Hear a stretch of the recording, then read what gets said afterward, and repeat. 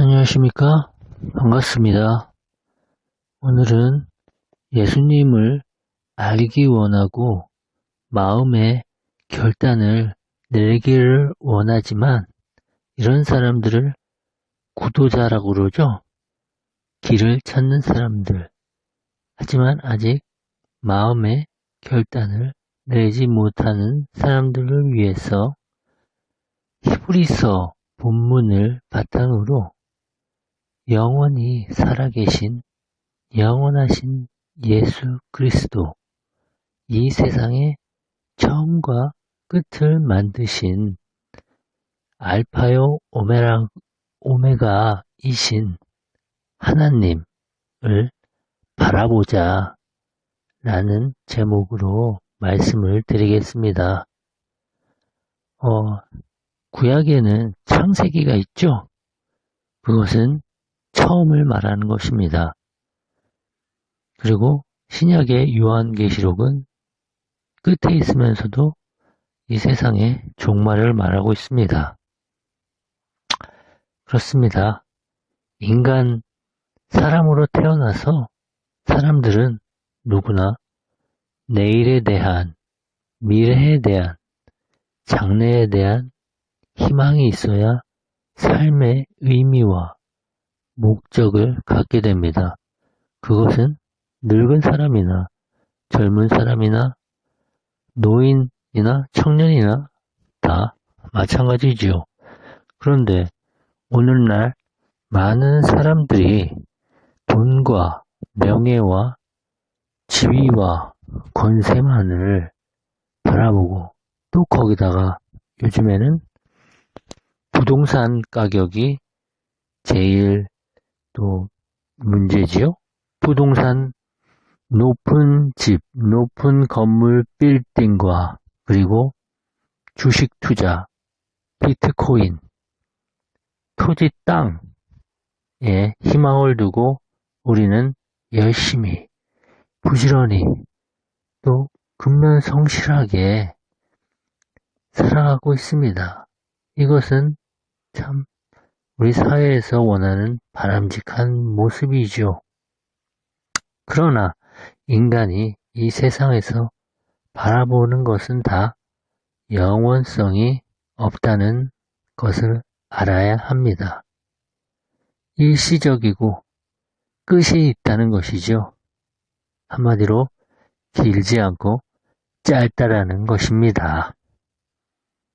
세계에서 가장 잘 산다는 유럽 선진국이 있습니다. OECD 회원인 이 국은 낙농업으로도 유명한 나라이지요. 젖소 그림이 그려져 있는 이런 나라는 인구 500만 명밖에 안 되는 작은 나라지만 알찬 나라라고 합니다. 하지만 1년 동안 정신적인 고통과 이런 등의 여러 가지 문제로 자살하는 수가 3,000명이 뛰어넘는다고 합니다. 이러한 통계는 우리나라도 예외일 수가 없죠. 우리나라는 자살률이 세계 1위라고 통계청에서 밝히고 있습니다. 그러나 이런 심각성을 우리 대다수의 국민들은 인식을 하지 못하고 있는 안타까운 상황입니다. 인간의 희망이 얼마나 허망한가를 단적으로 이 자살 수치만으로도 증명해 주는 것입니다. 그러니 이런 인간이 돈과 명예와 권세와 지위와 부동산과 비트코인 주식을 바라본다면 이것은 금방 사라질 것들 뿐입니다. 아침 안개처럼 화목 11홍처럼 열흘만 피었다가 사라지는 저 붉은 꽃처럼 얼마 못 가 사라지는 허상에 불과한 것이지요. 그래서 우리는 우리의 구원자요, 구세주이시고 구원하시는 예수 그리스도야말로 우리가 바라보아야 할 가장 근원적이고 근본적인 대상인 것입니다. 왜냐하면 예수라는 뜻이 하나님이 구원하신다 라는 뜻이고 그리스도는 그에 합당한 주의를 말씀해 주고 있기 때문이죠. 예수 그리스도, 바로 그분을 바라보면 우리의 일생의 죄를 첫 번째로 용서받는 것입니다.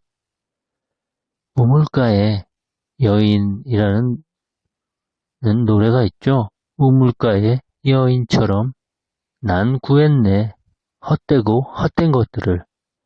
하지만 예수님께서 나를 살리셨고 구원해 주셨다는 그런 찬양이 있습니다. 그것처럼 수가성 우물가의 여인은 예수님을 바라보고 죄를 용서받았고 또 예수 그리스도의 십자가 상에서 한쪽 강도도 예수님을 바라보고 죄를 용서받았습니다. 우리가 십자가에 예수님을 바라볼 때 과거와 현재와 그리고 앞으로 미래에 질 죄까지 하나님은 모두 알고 계시기 때문에 그 죄를 우리는 다 용서받을 수가 있습니다. 아담의 원죄를 용서받고, 하지만 우리가 현재 짓고 있는 자범죄는 살아가면서 일생 동안 회개하면서 성결한 삶을 살아야 하는 것이지요. 그리고 예수 그리스도를 바라보면 우리는 또 치료를 받을 수 있습니다. 성경에 보면 군대에 백부장이라는 높은 계급의 사람이 있었습니다. 그 사람은 종과 또 하인이 있었는데, 그리고 또 성경에 보면 귀신 들린 아이도 있고 해장당이라는 신분이 높은 사람의 딸도 나옵니다. 이처럼 성경에 나온 인물들의 공통점을 살펴보면 어디가 자기가 아프든지 가족이 아프든지 그런 질병과 이런 상처와 병마로 인해서 고통을 받는 사람들이 성경에도 나와 있듯이 지금도 있는 것입니다. 그런 사람들이 예수 그리스도께로 나아올 때 치료하시는 예수님을 바라보고 나왔습니다. 그래서 여호와 하나님은 치료하시는 하나님이라고 구약에서도 여호와 라파, 치료의 광선이 태양이 햇빛처럼 비추사 어두워서 정말 그늘에 썩어가는 것들을, 병든 것들을 다시 소생시키시는 빛 대신 주 하나님 예수 그리스도인 것입니다. 그리고 또 예수 그리스도를 바라보면 우리의 환난에서 구원함을 받습니다. 우리의 처지와 환경의 어려움, 고난이 있습니다. 성경에 신약에 보면 예수님의 제자들은 갈릴리 호수에서 풍랑을 만났습니다. 하지만 어찌 제자들 뿐이겠습니까? 우리의 인생의 환경에도 역시 폭풍우 치는 거센 파도 같은 산 같은 파도가 있습니다. 그리고 또 인간이 결코 뛰어넘지 못할 고난도 있는 것입니다. 이런 고난을 넘사벽이라고 하죠. 넘지 못할 벽.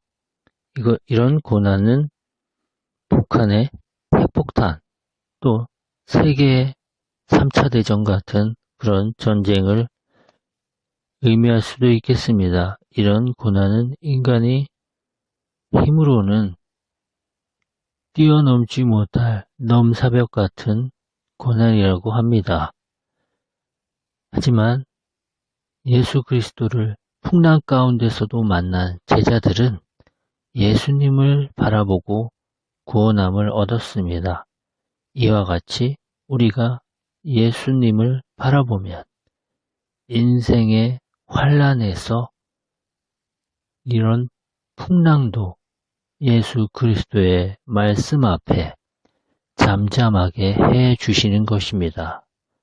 마지막으로 예수 그리스도를 바라보면 우리가 세상을 떠날 때에 구원함을 얻습니다. 유교에서는 죽으면 끝이라고 하고 불교에서는 죽음이 윤회와 환생으로 이어져서 다시 태어날 수 있다고 말을 하는 것을 봅니다. 하지만 우리는 이 세상을 떠날 때는 인간의 부귀와 영화, 공명, 권세, 명예, 금전도 어느 하나 아무것도 가져갈 수 없고 단 한 줌도 가져갈 수 없이 다 떠나버리고 홀로 가야 될 수밖에 없다는 것입니다. 그래서 이 세상 사람들은 썩어질 것만 쥐고 있다가 세상을 떠날 때는 하나도 갖고 갈 수 없다는 것을 알고 정말로 처절한 절망에 몸부림을 치면서 죽어가는 것입니다. 예수 그리스도는 부활이요 생명이십니다. 이 예수님을 바라볼 때 부활과 참된 영생을 얻을 수 있습니다. 주님의 재림의 소망을 바라보면서 우리는 이때 우리의 영혼이 참으로 예수님을 바라보면서 사람의 영혼과 이런 중요한 것들이 정말 이 세상 것과는 바꿀 수 없다는 것을 참으로 알아야 하겠습니다. 그리고 얼마 전에도 신문과 방송 뉴스를 통해서 대기업 총수들이나 돈 많은 재벌들이 한순간에 나락으로 떨어지고 그리고 먼 타국 땅에서 홀로 괴로워하고 너무나 죄책감과 비난에 시달리다가 잘못된 비극의 선택을 하는 것을 우리는 신문지상으로나 뉴스로 접할 수 있습니다. 이런 사람의 허무한 것을 성경에서는 사람이 어찌 자기 생명을 잃고 천하의 모든 만물을 얻은 듯 천하를 다 가져도 무슨 소용이 있겠냐고 말씀하는 것입니다. 그렇습니다. 예수님께서는 믿음의 주인이 되시고 우리의 주 대신 그리스도이십니다. 우리는 예수님을 바라보고 예수님을 예배함으로써 믿음을 얻고 죄에서 용서받고 마음과 몸과 영혼의 치료를 얻고 소생을 얻어서 환난과 고난에서도 구원을 받고 죽음에서 우리는 영원한 생명을 얻을 수 있는 영생하는 구원의 축복을 얻어야 할 것입니다. 이러므로 우리는 항상 예수 그리스도를 바라보고 믿음의 주님을 바라보면서 우리의 주로 삼아야 합니다. 예수님을 바라보는 것 외에는 우리는 결코 참된 희망을 찾을 수가 없는 것입니다.